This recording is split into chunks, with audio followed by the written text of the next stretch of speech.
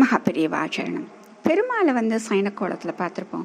ஆனால் சிவபெருமான் அவரை நம்ம சைனக்கோலத்தில் பார்த்துருப்போம் அப்படிமானா கண்டிப்பாக கிடையாதுங்க. ஆனால் பார்க்க முடியும் எங்கே அப்படின்னா சுருட்டப்பள்ளி அப்படிங்கிற ஊர். எங்கள் பள்ளிகொண்டேஸ்வரர் அப்படின்னு அவர் பேராம்.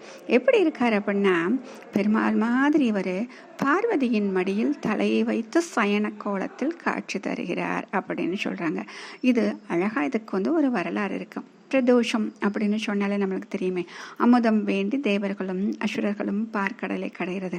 அப்போ ஆரம்பத்தில் ஆழகால விஷம் வெளியில் வருது. அப்போ அதை பார்த்து எல்லாருமே ஒரு அதிர்ச்சி.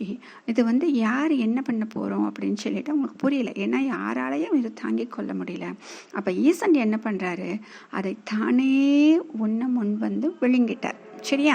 அப்போ அதை கண்ட உமை அந்த ஈசனின் கழுத்திலிருந்து கீழே இறங்கி விடாமல் அங்கே கையை வைத்து தடுத்து விட்டார்.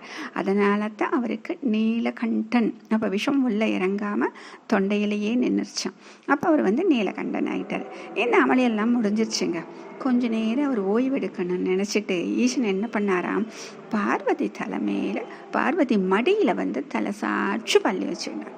அதுதான் சுருட்டப்பள்ளி திருக்கோலம் அப்படின்னு சொல்கிறாங்க. இந்த சுருட்டப்பள்ளி எங்கே இருக்குது அப்படின்னு பார்த்தீங்கன்னா தமிழக எல்லையில் இருக்கக்கூடிய ஊத்துக்கோட்டை, அதுக்கப்புறமா இருக்கக்கூடிய ஆந்திர எல்லை அங்கே இருக்குன்னு சொல்கிறாங்க. ஆக இது போன்ற ஒரு சிவபெருமானை நாமும் சந்தித்து அவருடைய அருளை பெறலாம். மகாபெரியவாச்சரணம்.